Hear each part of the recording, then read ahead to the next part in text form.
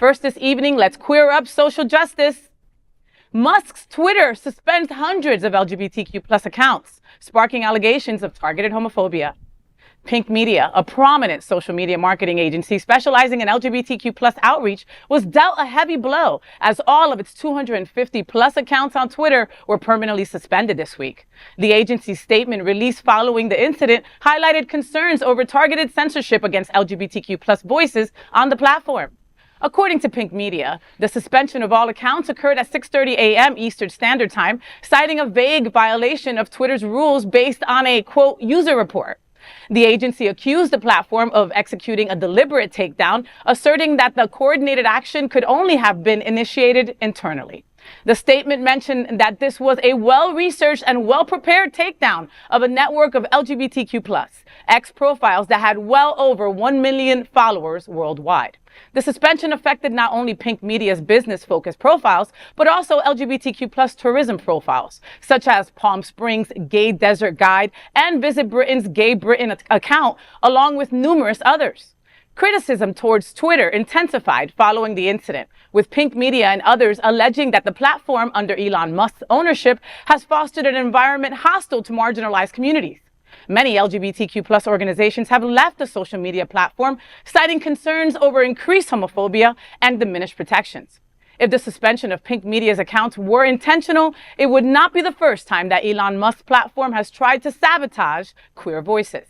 GLAAD's annual Social Media Safety Index report found that the app is the worst among all social media platforms for LGBTQ+ people. You know, as soon as Elon Musk allowed it to be just porn,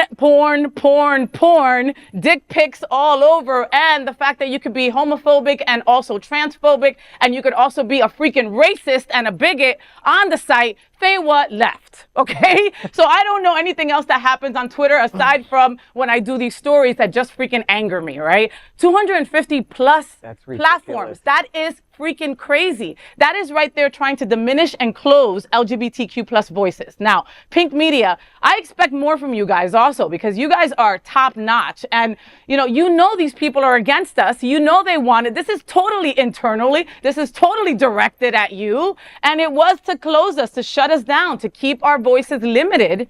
And that's exactly what they're doing. Of course it was intentional. Right. I would say to all LGBTQ plus folks who are watching us, if you're still on that platform, delete it. I mean, it's been shown time and time and time again that they're not supportive. You go there and you're going to get bombarded with hate. You try and make a positive post and everyone's going to rip you down. I agree that there are times and places that it's just better not to be and not to say anything. And Twitter or X or whatever the hell you want to call it is not a place that I want to be. You know, a lot of my gay boys have stayed on Twitter because of the porn. Right? Just because it's the new Pornhub. It's free porn and it's gotten even more explicit. Go to Pornhub. No, instead. You should. No, or let it become a porn freaking site. I don't give a shit. You know, what do you think? Bonnie, you're on it. You're on it for the porn. I know that for a fact. I like looking at dicks and butt. Yeah, who doesn't? Big fan of that. Me. So, true. So, I still have the app.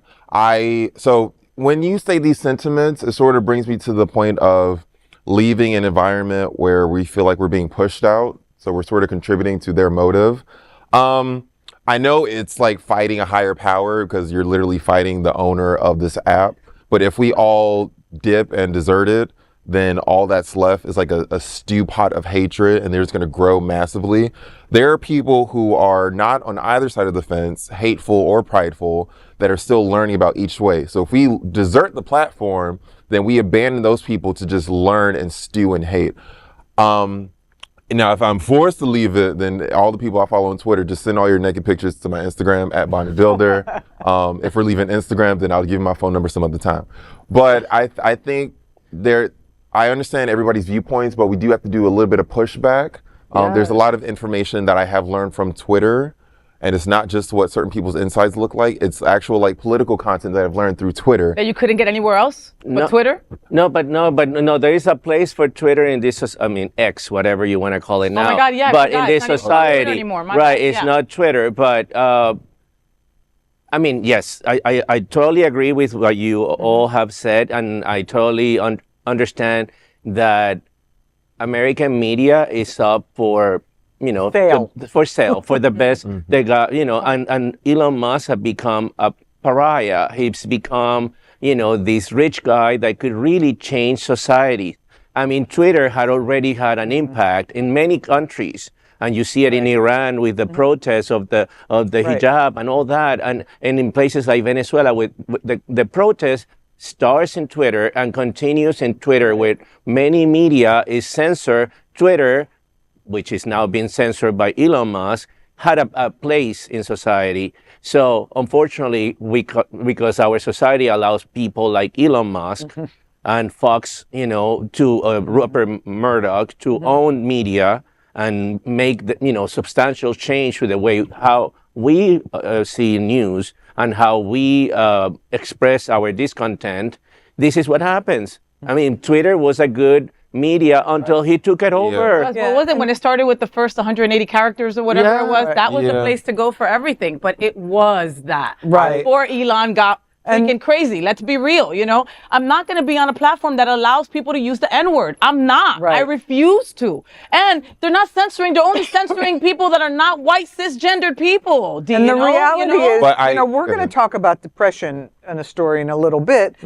And, you know, social media is a huge contributing factor to depression.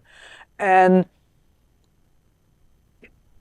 the more people try and power through it, the harder it is on themselves. So I will, you know, I'll say that people need to understand what triggers them.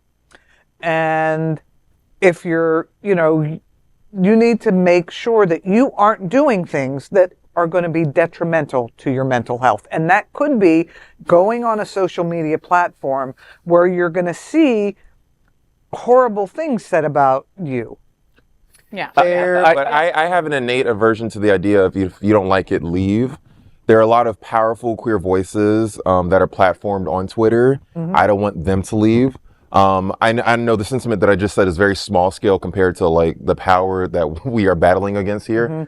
But if we dip out, what are we salvaging? What are we saving? Are we going to dip out of every platform that gets controlled by some strong right-wing conglomerate? It's X. Yeah, You say that now. You You can say stay that there. now. So, Bonnie, you stay there and you support it on behalf of the queer community because I refuse to. Right, but You know what I mean? I So got you you, stay there. girl. I got to move on to the next story. All right? All right. But if you want to stay there, please do. Yeah, so X, now, Twitter, whatever the hell. yeah, and we're going to go back Right to back. we're going to go back to him again. that's